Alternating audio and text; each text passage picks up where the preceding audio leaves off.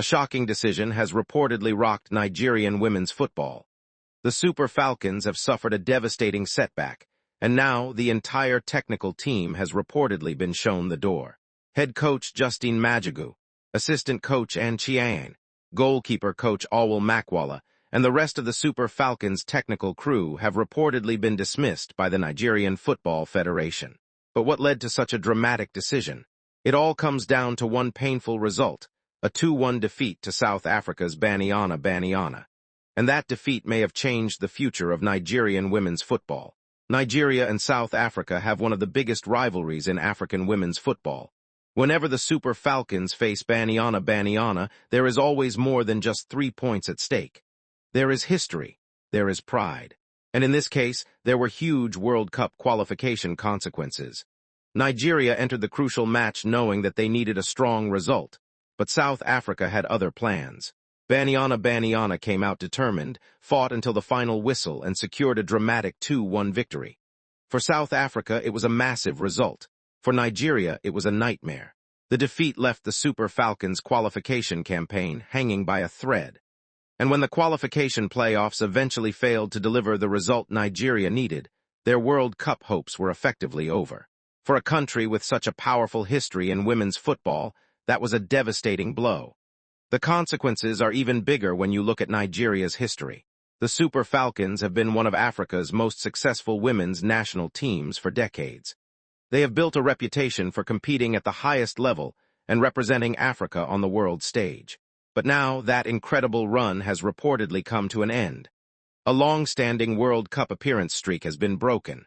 For Nigerian supporters, this is difficult to accept. The Super Falcons were not simply expected to qualify. They were expected to compete. They were expected to challenge for trophies. And most importantly, they were expected to keep Nigeria among Africa's football giants. Instead, the team now faces a major rebuilding process. And the first major casualty appears to be the coaching staff. The technical team dismissed according to the report shown in the post. The Nigerian Football Federation has dismissed head coach Justine Madugu along with assistant coach Ann Chiejine, goalkeeper coach Auwal Makwalla, and the rest of the technical crew. This is a major decision. When a national team fails to achieve an important objective, questions immediately turn toward the coaching staff. Were the tactics correct? Were the players properly prepared? Were the substitutions effective? And perhaps most importantly, did the team perform when the pressure was at its highest? Those are questions Nigerian football officials will now have to answer. But changing the coaching staff alone will not solve every problem. Nigeria has talented players.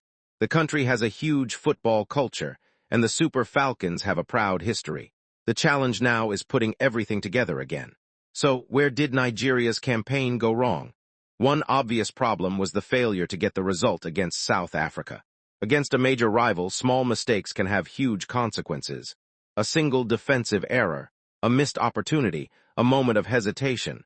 These things can decide an entire qualification campaign. South Africa took advantage of their opportunities, while Nigeria were left facing the consequences. And once the pressure increased, the Super Falcons could not find a way back. For Nigerian fans, the frustration is understandable. This is a team with experienced players, talented youngsters, and a long history of success. That is why missing the World Cup is not being viewed as an ordinary disappointment. It is being viewed as a major failure. Now comes the difficult part. Nigeria must decide what happens next. Who will become the next head coach? Will the federation appoint an experienced international coach? Will they promote someone from within the Nigerian system? Or will they look outside the country for a completely new approach? Those decisions could shape the future of the Super Falcons for years. The new coaching team will also have to think about the next generation. Nigeria cannot rely only on established stars. Young players need opportunities. The domestic women's football system needs continued development. And the national team needs a clear long-term plan. Because rebuilding a team after missing a major tournament is never easy. One thing is certain. Nigerian women's football has reached a major turning point.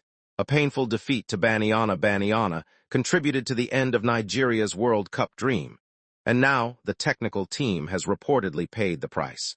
But the Super Falcons are too important to Nigerian football to stay down forever. The big question is, who should be the next coach of the Super Falcons? Should Nigeria bring in an experienced international coach, or should they give a new generation of coaches an opportunity? Let us know your thoughts in the comments. And if you want more African football news, make sure you subscribe to the African Football Hub.